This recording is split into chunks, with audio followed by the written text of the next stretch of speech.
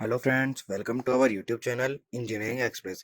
आज हम स्टार्ट करने जा रहे हैं हमारी सीरीज यूनिवर्सल ह्यूमन वैल्यू का यूनिट 2 का लेक्चर नंबर 2, जिसमें कि आज हम कवर करेंगे characteristics of I and harmony of आई।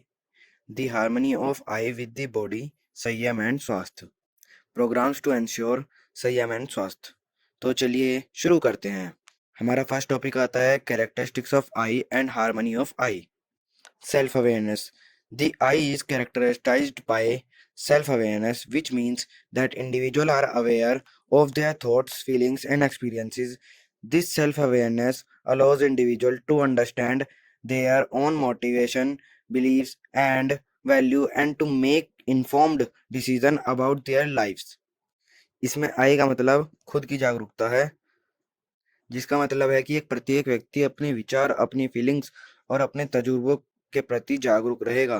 यह स्वयं जागरूकता मनुष्य को उनकी प्रेरणा, उनके क्या मूल्य हैं, जीवन के महत्व में मेन डिसीजन लेने में मदद करता है। Next point is decision making. The I is also characterised by the ability to make decision. This ability allows individual to take controls of their lives and to make choices that align with their goals, values and aspirations. इसका मतलब है कि जो आई है उसकी एक विशेषता है जो कि डिसीजन लेने में मदद करती है। जैसे कि कोई सामने टेबल पे गिलास रखा है पानी का, और हमारा थॉट आया कि हमें वो पानी पीना है, तो वो जो डिसीजन लिया गया पानी पीने का, वो हमारे आई के थ्रू लिया गया, ना कि बॉडी के थ्रू। ये हमें सिखाता है कि हमें अपनी बॉडी पर कैसे कंट्रोल रखना है और कैसा डिसीजन लेना है हमारी लाइफ के लिए, क्या हमारा गोल होगा आगे, क्या हमारा लक्ष्य है और क्या हमने सोचा है उसके प्रति। Our next point is emotion. The I experiences emotion which can be range from positive emotion like happiness and joy to negative emotion like sadness and anger. Emotion plays a critical role in our life as they help us to understand our own experiences and to respond to the world around us. इस point का मतलब है कि जो आई है वह emotions को express करने में हमारी मदद करता है, जो कि सही इमोशन समझाना, हैप्पीनेस, खुशी और आनंद से लेकर दुखी, गुस्सापन तक जाता है। सारे हमारे इमोशंस की टाइप है, वहीं हमारा इमोशन एक मुख्य रोल प्ले करता है हमारी लाइफ में कि हमें कैसे रिस्पॉन्स करना है सामने वाले की बातों पर, किस तरह की वह बातें कर रहा है। अगर उसने कुछ अच्छी बात कही है तो हंसकर या स्माइल कर कर रिएक्ट करना है, मतलब हमें सिचुएशन के अकॉर्डिंगली अकॉर्डिंगली कैसे रिएक्ट करना है, वह हमारा इमोशन बताता है। Creativity. The I is characterized by creativity, which refers to the ability to imagine and create new things. Creativity allows individual to express themselves and to experience the world in new and unique way. Creativity मतलब होता है रचनात्मकता।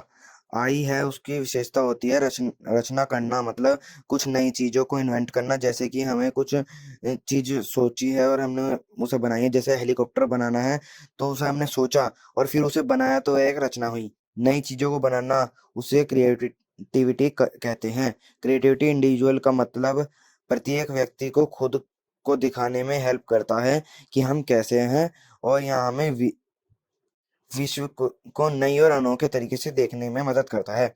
Relationship is also characterised by the ability to form relationship with others. Relationship music critical role in our life as they provide us with support, connections and a sense of community.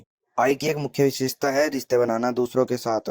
रिश्ते एक महत्वपूर्ण role play करते हैं हमारी life में, जो कि हमें सपोर्ट करते हैं, हमारे साथ खड़े रहते हैं, एक कनेक्शन देते हैं, मतलब हमारे साथ बॉन्ड रहता है उनका अच्छा, और एक सेंस ऑफ कम्युनिटी होती है, मतलब कम्युनिटी के साथ जुड़ने की भावना होती है उनमें। इन्हीं की कुछ एक्टिविटीज भी देख लेते हैं। Mindfulness mindfulness practices such as meditation and yoga can help individual to cultivate self awareness and to connect with their emotions and thoughts. इसका मतलब है कि ध्यान लगाना और योगा करने से प्रत्येक व्यक्ति को स्वयं जागरूकता आभास होगा और वह इमोशंस और थॉट्स से कनेक्ट हो जाएगा कि वह कैसे रिएक्ट करना है उन्हें। Physical experience exercises Physical exercises can help individual to reduce stress and to promote physical and psychological well-being. इसका मतलब है कि फिजिकल एक्सरसाइज करने से प्रत्येक व्यक्ति की स्ट्रेस, तनाव की जो स्थिति है वह कम हो जाएगी और वह अच्छी और तनावपूर्ण और तंदुरुस्त बॉडी को प्रमोट कर सकता है, मतलब कि वह अच्छी और तंदुरुस्त बनी हुई बॉडी के साथ रह सकता है। Creative pursuit engaging in creative pursuit such as painting, writing और music can help individual to express themselves and to experience the world in new and unique way. उस काम को करें जो कि आपको अच्छा लगे, जैसे कि पेंटिंग करना और लिखना, या फिर गाना गाना, या फिर जैसे आपको खेलना पसंद है तो खेलना। इससे आप खुद को एक्सप्रेस कर सकते हैं दुनिया के सामने, और नई व अद्भुत तरीके से दुनिया को एक्सप्लोर कर सकते हैं।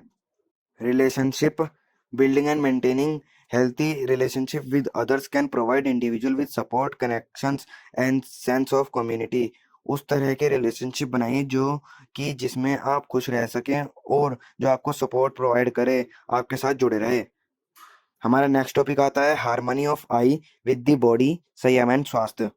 संयम is defined as the self-control. It involves control of the mind and it desires emotion and argues swasthya is the body condition in which every part of the body is performing its expected function properly. It means living in close harmony with the self। स्वयं का मतलब है खुद पर कैसे control करना है, जिससे हमारे माइंड कंट्रोल करना भी शामिल है, कि कैसे हमें अपने माइंड को कंट्रोल रखना है, एक जगह स्थिर रखना है, लाइक मेडिटेशन करके, जिसमें कि हमें अपने सारे इमोशंस और अपने आर्ग्यूज को कंट्रोल रखना है, सिखाया जाता है। वहीं स्वास्थ्य हमारी बॉडी कंडीशंस होती है, जिस मतलब हम कैसे हैं, हमारा कोई तबीयत खराब तो नहीं है, हमारी हर बॉडी पार्ट सही तरीके से काम कर रहे हैं या नहीं, ये हमारे स्वास्थ्य में आता है। प्रोग्राम्स टू एंश्योर दी संयम एंड स्वास्थ्य। टू अंडरस्टैंड लिव विद संयम, यह सिखाता है कि हमें कैसे शांति के साथ, सेल्फ कंट्रोल के साथ जीना है। To understand the self organisation of the body and ensure health of the body, यह हमें सिखाता है कि हमें अपनी बॉडी को कैसे ऑर्गेनाइज रखना है और हमारी हेल्थ, स्वास्थ्य को कैसे सही रखना है। इसमें हमारे कुछ पॉइंट्स आते हैं। हमारी बॉडी को फुल न्यूट्रिशन के साथ रखना होगा, हमारी बॉडी को प्रोटेक्ट रखना होगा, किसी दुर्घटना से दूर रखना होगा। राइट यूटिलाइजेशन ऑफ बॉडी, अपनी बॉडी का सही उपयोग करना होगा, कोई गलत उपयोग नहीं करना। इसी के साथ हमारा लेक्चर हो खत्म। मिलते हैं नेक्स्ट वीडियो में। धन्यवाद।